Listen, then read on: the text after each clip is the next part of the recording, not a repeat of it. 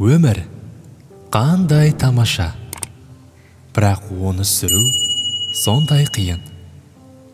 Бұл қиындық сені мойытпасын десең, өміріңді сол тамаша өрнектермен безей біл.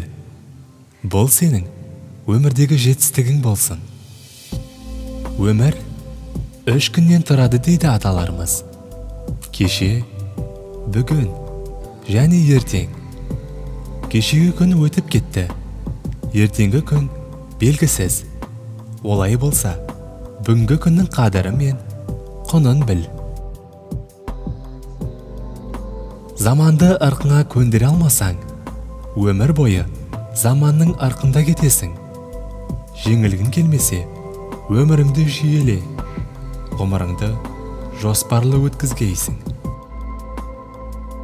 Ертең ащы бұрыш жеуіңе себеп болар бүгінгі тәтті бал мен майлы қаймақтың у-заһардан да қатерлі тамақ екенін аңғар. Аңғалдық жасап, біреудің жетегінде кетпе. Ақиқатты адамдардың өлшемімен емес, адамдарды ақиқаттың өлшемімен танығаның жөн. Сонда жеткен биігіңе самғап ұшасың. Сен өзіңнің кім екеніңді айтпа, сенің кім екеніңді іс-әрекетің айтсын. Бір жүк атуды ойламаған ағаш отын болады. Сен егер отын болғың келмесе, бір мамандықтың құйрығын ұстап, бір жүк жаруды ойластыр. Бір адамның қолынан балық жесең, бір рет тоясың. Ал егер одан балық аулауды үйренсең, өмір бойы тоятыныңды біл. Ақымақтық жасамай, мен білемінге салынба. Біз де бала болғанбыз демеді ме үлкен ағалар? Сен де бірден биікке жетпейсің. Жұмыссыз адамға шайтан жұмыс тауып береді дейді. Шайтанның досы болғаннан Құдай сақтасын. Әзәзілдің құрығына түскің келмесе, дереу өзіңе жұмыс ізде.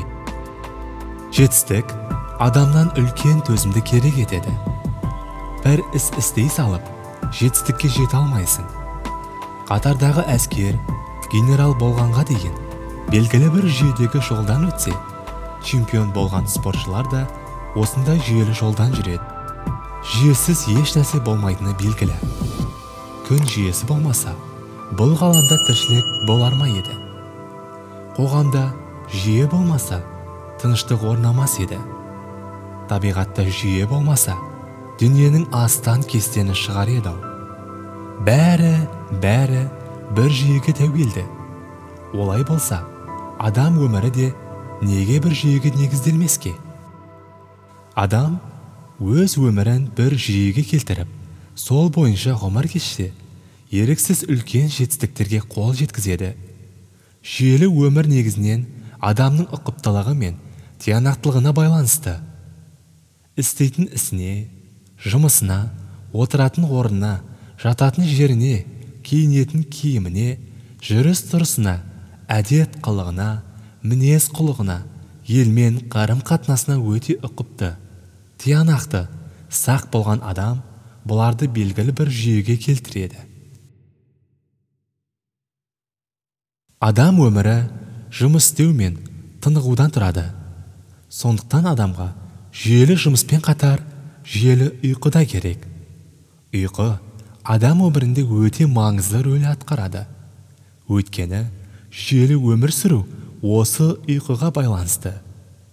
Егер сен өзіңді белгілі бір мезгілде ұйықтап, белгілі бір уақытта тұруға үйретсең, жүйелі әрекет етесің.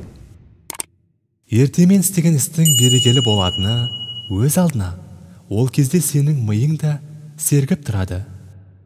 Ми мен дененің біріккен тың әрекеттерінің сапалы нәтиже шығарар сөзсіз. Көп ұйықтаған, маужыраған ми мен дене нендей сапалы әрекет жасасын.